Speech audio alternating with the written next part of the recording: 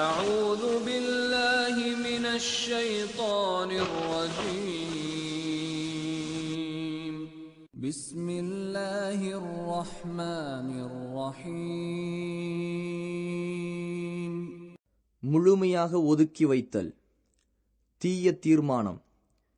மேற்கொண்ட அனைத்து முயற்சிகளும் தோற்றுப்போனதால் இணை வைப்பவர்களிடையே குழப்பம் மேன்மேலும் வலுத்தது. ஹாஷிம் கிளையாரும் முத்தலிப் கிளையாரும் நிலைமை எதுவாயினும் நபி ஸல்லல்லாஹு அலைஹி வஸல்லம் அவர்களை பாதுகாத்தே தீருவது என்பதில் உறுதியாக இருந்ததைக் கண்ட இணை வைப்பவர்கள் அனைவரும் முஹஸ்ஸப் என்ற பள்ளத்தாக்கில் உள்ள கினானா கிளையாரின் இடத்தில் ஒன்று கூடி ஆலோசித்து பல தீர்மானங்களை போட்டார்கள். அவை என்னவென்றால், ஹாஷிம் மற்றும் முத்தலிப் கிளையாரிடம் திருமண உறவு, கொடுக்கல் வாங்கல், அவர்களுடன் அமர்வது, அவர்களுடன் பழகுவது, அவர்களது வீட்டுக்கு செல்வது, அவர்களிடம் பேசுவது, அவர்களுக்கு கருணை காட்டுவது, ஹாஷிம் கிளையார்களின் சமரச பேச்சை ஏற்பது போன்ற எந்த செயலும் செய்யக்கூடாது. முஹம்மதை அவர்கள் நம்மிடம் ஒப்படைக்கும் வரை நாம் இதை கடைபிடிக்க வேண்டும் என்று தீர்மானம் எழுதினார்கள். இந்த உடன்படிக்கையை பகீல் இப்னு ஆமீர் இப்னு ஹாஷிம் என்பவன் எழுதினான். நபி ஸல்லல்லாஹு அலைஹி வஸல்லம் அவர்களின் சாபத்திற்கு ஆளான இவனது கை சூம்பிவிட்டது. ஆதாரம் ஸஹீஹுல் புகாரி.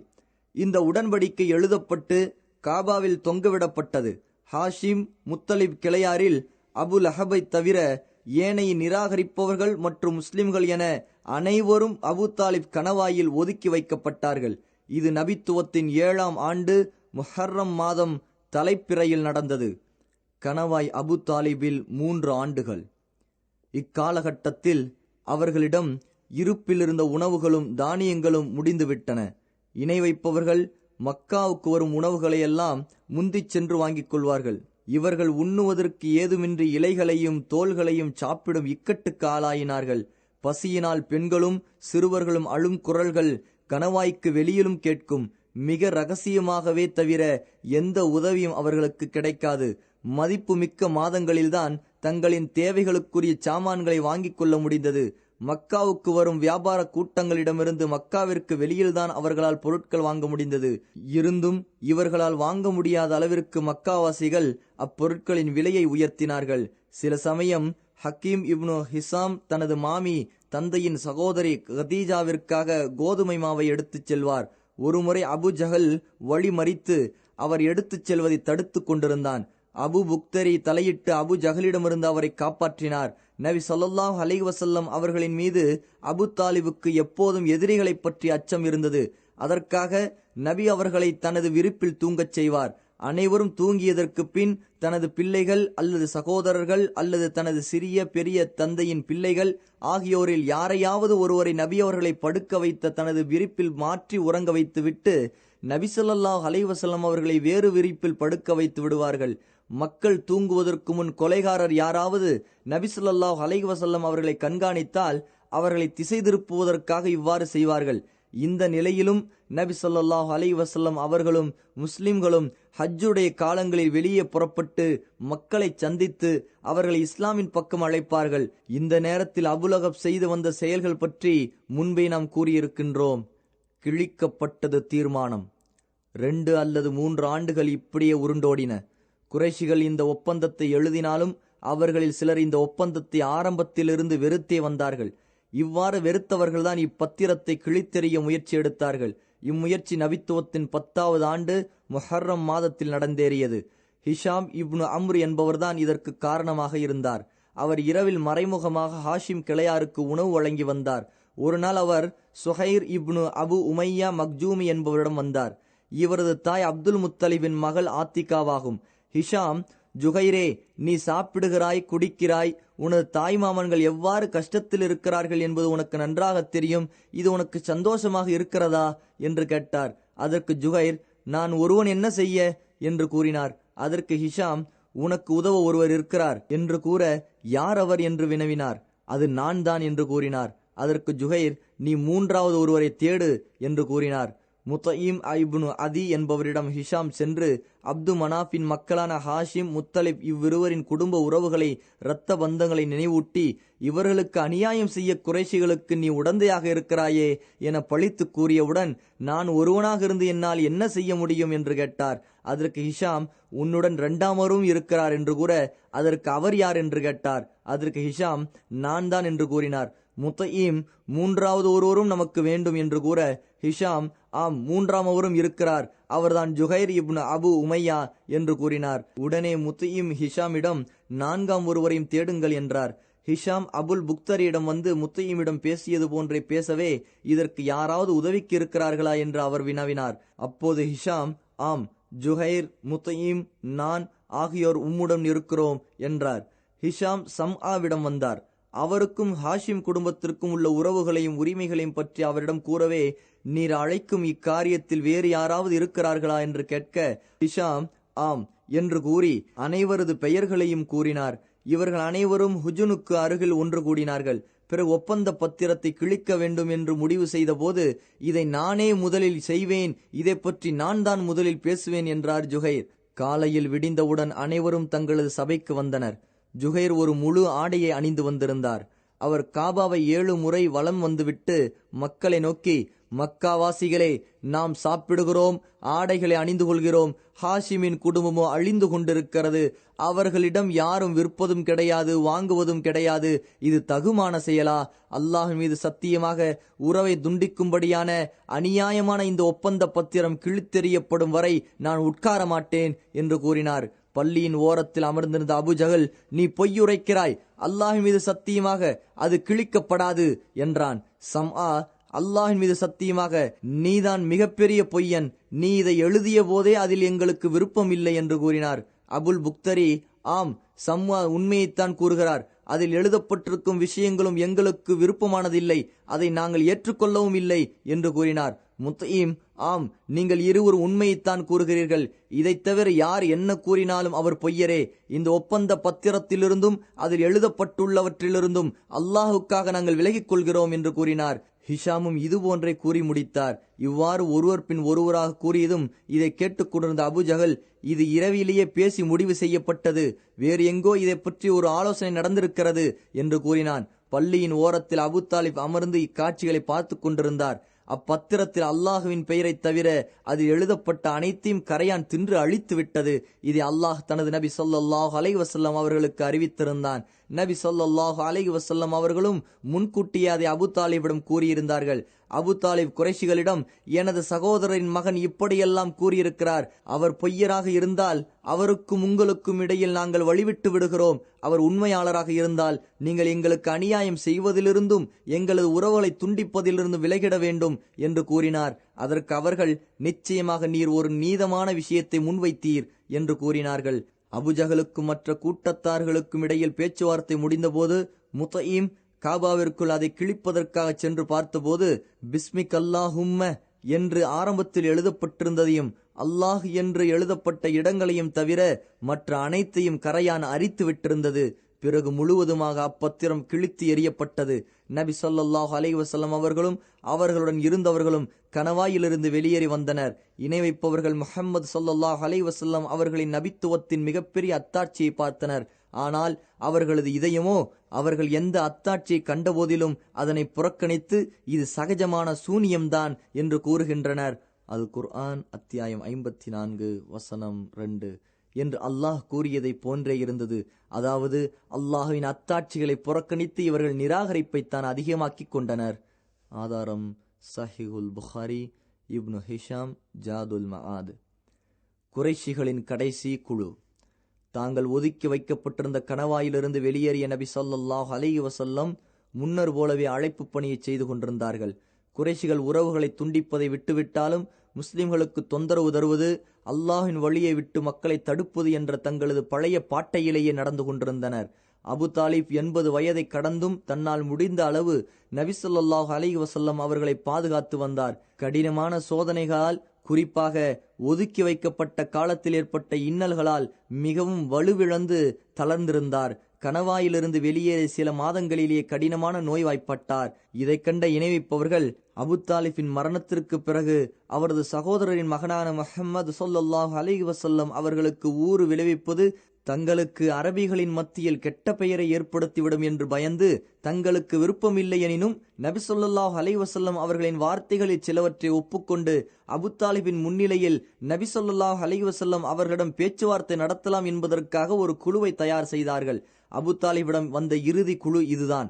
இப்னு இஸ்ஹாக் ரஹ்மத்துல்லாஹி அலைஹி கூறுகிறார்கள், அபுத்தாலிப் நோய்வாய்ப்பட்ட போது குறைஷிகள் தங்களுக்குள் இவ்வாறு பேசிக்கொண்டனர். ஹம்சா, உமர் இஸ்லாமை தழுவிக்கொண்டனர். முஹம்மதை பற்றி அனைத்து குறைஷி குலத்தவருக்கும் தெரிந்துவிட்டது. நாம் அபுத்தாலிப்பிடம் செல்வோம். தனது தம்பி மகனை அவர் கட்டுப்படுத்தட்டும். நம்மிடமும் அவருக்காக ஏதாவது ஒப்பந்தத்தை வாங்கிக் கொள்ளட்டும். இல்லையெனில் மக்கள் நமது கட்டுப்பாட்டுக்கு கீழ் இல்லாமல் மீறி விடுவார்கள் என நாம் அஞ்ச வேண்டியுள்ளது. மற்றொரு அறிவிப்பில் வருவதாவது, இந்த கிழவர் இறந்த பின் அவருக்கு, அதாவது முஹம்மதுக்கு ஏதாவது ஆகிவிட்டால் அரபுகள் முஹம்மதுடைய பெரிய தந்தை இறந்த பின் முஹம்மதுக்கு கெடுதிகள் செய்கின்றனர், அவர் உயிருடன் இருக்கும்போது இவரை விட்டுவிட்டார்கள் என்று குறை கூறுவார்களோ என நாம் அஞ்ச வேண்டியுள்ளது என தங்களுக்குள் பேசிக்கொண்டனர். உத்பா, ஷைபா, அபு ஜஹல், உமையா, அபு சுஃபியான் இப்னு ஹர்ஃப் போன்ற குறைஷி தலைவர்கள் சிலர் தங்களது கூட்டங்களில் உள்ள 25 நபர்களை சேர்த்து கொண்டு அபுத்தாலிபிடம் பேசுவதற்காக வந்தனர். அவர்கள், அபுத்தாலிபே, நீங்கள் எங்களிடம் மதிப்பு மிக்கவர். உங்களுக்கு ஏற்பட்டுள்ள நோயின் நிலை உங்களுக்கு நன்றாகவே தெரியும். உங்களுக்கு ஏதாவது ஆகிவிடுமோ என நாங்கள் பயப்படுகிறோம். மேலும் எங்களுக்கும் உங்களது சகோதரரின் மகனுக்கும் மத்தியில் உள்ள நிலை உங்களுக்கு நன்றாகவே தெரியும். ஆதலால் அவரை இப்போது அழைத்து அவரிடமிருந்து எங்களுக்கு சில வாக்குறுதிகளை வாங்கிக் கொடுங்கள். எங்களிடமிருந்தும் அவருக்கு சில வாக்குறுதிகளை வாங்கிக் கொடுங்கள். எங்களை எங்களது மார்க்கத்தில் விட்டுவிடட்டும், அவரை அவரது மார்க்கத்தில் விட்டுவிடுகிறோம். எங்களது மார்க்கத்தை அவர் குறை கூறாமல் இருக்கட்டும் என கூறினார்கள். அபுத்தாலிப் நபி ஸல்லல்லாஹு அலைஹி வஸல்லம் அவர்களை அழைத்து வரச் செய்து, எனது சகோதரரின் மகனே, இதோ இவர்கள் உனது கூட்டத்தில் சிறப்பு மிக்கவர்கள். உனக்காகவே இங்கு ஒன்று கூடியிருக்கிறார்கள். அவர்கள் உனக்கு சில வாக்குறுதிகளை தருவார்கள். உன்னிடம் சில வாக்குறுதிகளை கேட்கிறார்கள். உங்களில் யாரும் எவருக்கும் இடையூறு தரக்கூடாது என்று அவர்கள் கூறியதை அப்படியே கூறினார். அதற்கு நபி ஸல்லல்லாஹு அலைஹி வஸல்லம் அவர்கள், நான் இவர்களுக்கு ஒரு சொல்லை முன்வைக்கிறேன். அதை இவர்கள் மொழிந்தால் இவர்கள் அரபியர்களை ஆட்சி செய்யலாம். அரபி அல்லாதவர்களும் இவர்களுக்கு பணிந்து நடப்பார்கள் என்று கூறினார்கள்.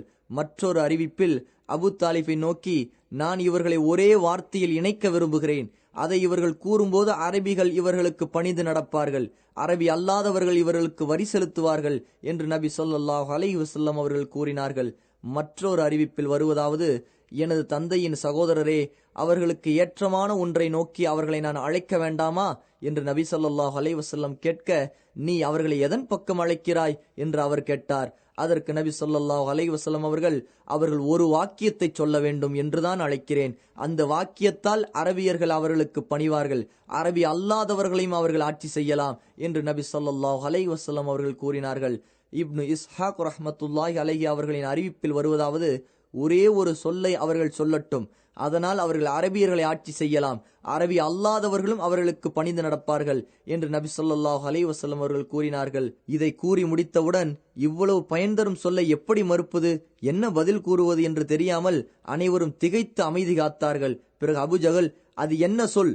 உமது தந்தையின் மீது சத்தியமாக நாங்கள் அதையும் கூறுகிறோம், அது போன்று 10 சொற்களையும் கூறுகிறோம் என்று கூறினான். அப்போது நபி ஸல்லல்லாஹு அலைஹி வஸல்லம் அவர்கள், லா இலாஹ இல்லல்லாஹ் என்று கூறி, அல்லாஹ்வை தவிர நீங்கள் வணங்கும் அனைத்தையும் விட்டு விலகிட வேண்டும் என்று கூறினார்கள்.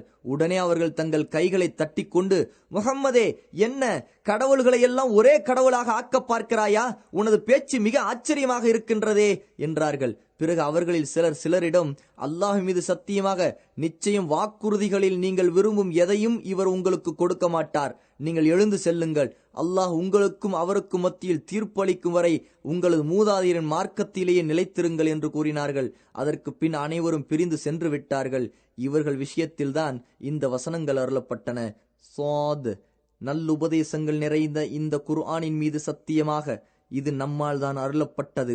இதனை நிராகரிப்பவர்கள் பெரும் குரோதத்திலும் விரோதத்திலும் மூழ்கி இருக்கின்றனர். இவர்களுக்கு முன்னர் இவ்வாறு இருந்த எத்தனையோ வகுப்பாரை நாம் அழித்திருக்கின்றோம்.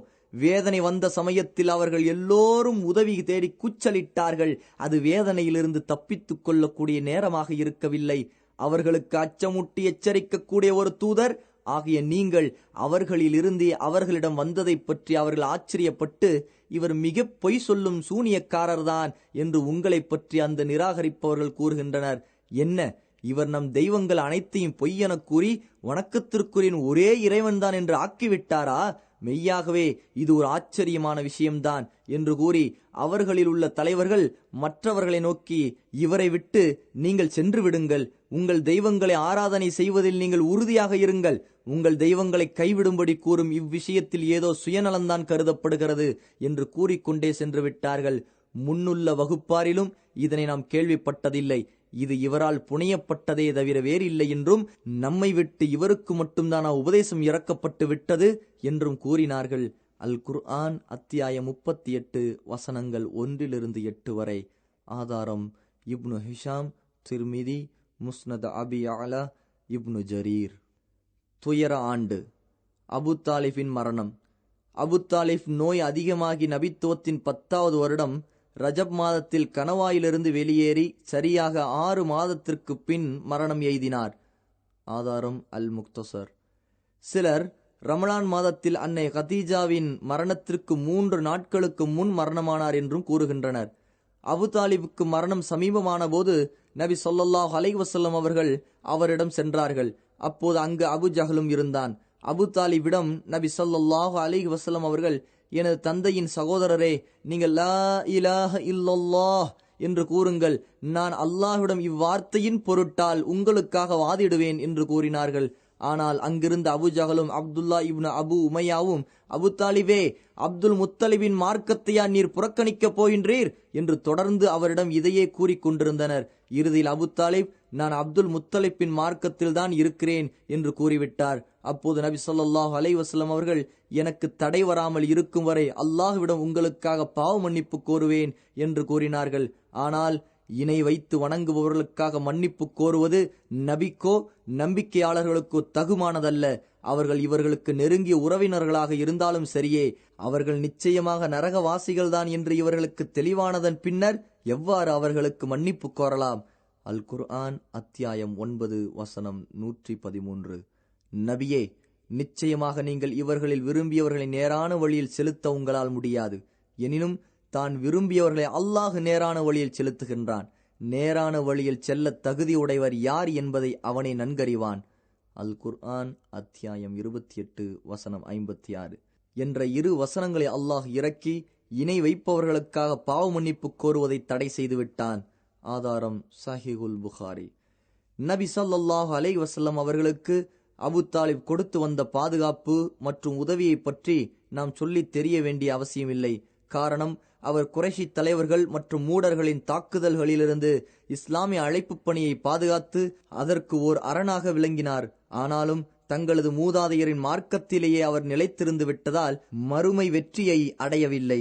ஒருமுறை நபி ஸல்லல்லாஹு அலைஹி வஸல்லம் அவர்களிடம், நீங்கள் உங்களது பெரிய தந்தை அபு தாலிபிற்கு என்ன பயனளிப்பீர்கள்?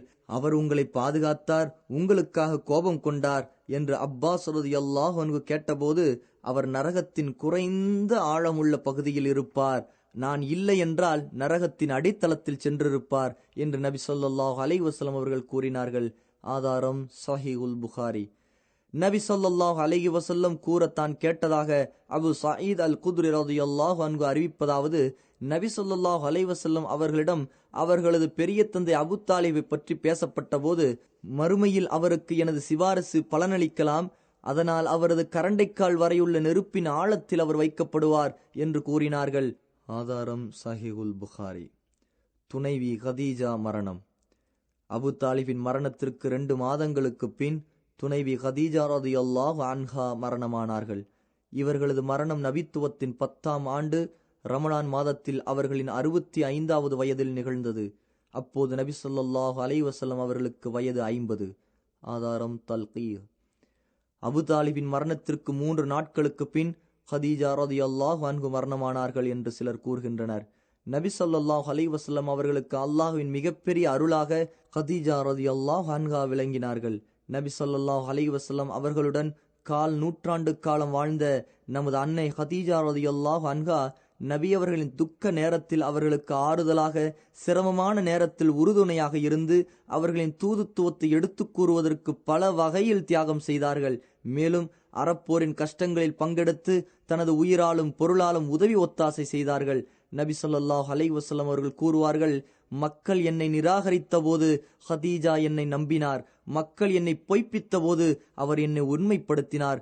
மக்கள் என்னை ஒதுக்கிய போது அவர் என்னை தனது பொருளில் சேர்த்து கொண்டார். அல்லாஹ் அவர் மூலமாகத்தான் எனக்கு குழந்தைகளை கொடுத்தான். அவர் அல்லாத மற்ற மனைவிகள் மூலம் குழந்தைகள் இல்லாமல் செய்துவிட்டான். ஆதாரம் முஸ்னது அஹ்மது. அபூ ஹுரைரா ரலியல்லாஹு அன்ஹு அறிவிப்பதாவது, ஒரு முறை நபி ஸல்லல்லாஹு அலைஹி வஸல்லம் அவர்களிடம் வானவர் ஜிப்ரீல் வந்தார். அல்லாஹ்வின் தூதரே, இதோ ஹதீஜா தம்முடன் ஒரு பாத்திரத்தில் உணவு எடுத்துக்கொண்டு உங்களை நோக்கி வந்து கொண்டிருக்கிறார். அவர் உங்களிடம் வந்தவுடன் அவருக்கு அவருடைய இறைவனின் தரப்பிலிருந்தும் என் தரப்பிலிருந்தும் சலாம் கூறி சொர்க்கத்தில் கூச்சல் குழப்பமோ களைப்போ காண முடியாத முத்து மாளிகை ஒன்று அவருக்கு கிடைக்க இருப்பதாக நற்செய்தி சொல்லுங்கள் என்று சொன்னார்கள். ஆதாரம் சஹீஹுல் புகாரி. அடுக்கடுக்கான துயரங்கள். சில நாட்களுக்குள் துக்கம் தரும் இவ்விரு நிகழ்ச்சிகளும் நடந்து முடிந்தன. நபி ஸல்லல்லாஹு அலைஹி வஸல்லம் அவர்களின் உள்ளம் வேதனையால் துடிதுடித்தது. தொடர்ந்து சமுதாயத்தவர்களும் துன்பங்களை தந்தனர். அபு தாலிபின் மரணத்திற்கு பின் நபி ஸல்லல்லாஹு அலைஹி வஸல்லம் அவர்களுக்கு துயரத்திற்கு மேல் துயரம் அதிகரித்தது. முற்றிலும் நிராசையாகி தாயிஃப் நகர மக்களாவது அழைப்பை ஏற்றுக்கொள்வார்கள் அல்லது ஆதரவு அளிப்பார்கள் என்று தாயிஃபை நோக்கி பயணமானார்கள். ஆனால் அங்கு அவர்களுக்கு ஆதரவளிப்பவரோ உதவி செய்பவரோ இல்லை.